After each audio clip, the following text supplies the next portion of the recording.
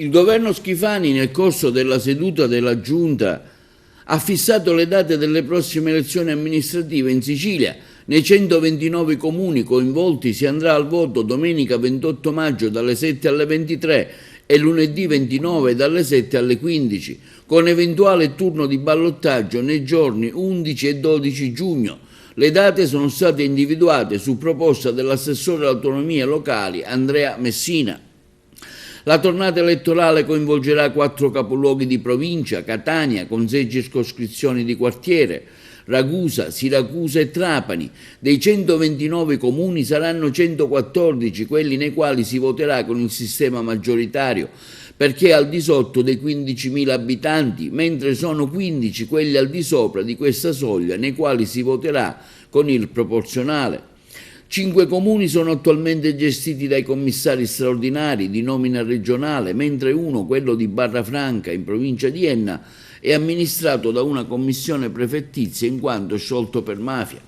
È una tornata elettorale molto importante per i 129 comuni isolani, dichiara l'assessore regionale Andrea Messina. I cittadini chiamati alle urne saranno 1/3 della popolazione siciliana.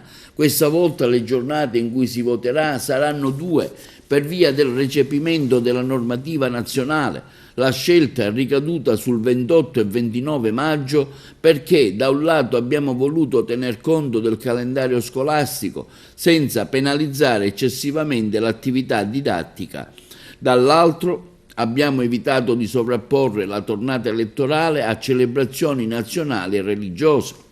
Nella nostra provincia si rinnoveranno le amministrazioni di ben 14 comuni, si voterà con il sistema proporzionale a Licata, mentre con il maggioritario a Burgio, Calamonaci, Castrofilippo, Cianciana, Grotte, Ioppolo Giancaxio, Lucca Sicula, Menfi, Ravanusa, San Buca di Sicilia, San Giovanni Gemini, Sant'Angelo Muxaro e Santo Stefano Quisquina.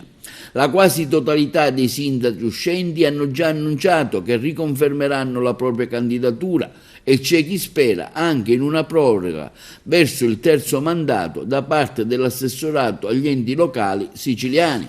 In provincia di Caltanissetta si voterà in 5 comuni, tutti al di sotto dei 15.000 abitanti, tra cui Delia, Milena, Montedoro, Riesi e Sutera. 19 sono i comuni della provincia di Catania, nell'Ennese andranno alle urne 9 comuni, in provincia di Messina sono 33, in provincia di Palermo 25, nel Ragusano 4 comuni, nel Siracusano 8 comuni, nel Trapanese 12 comuni.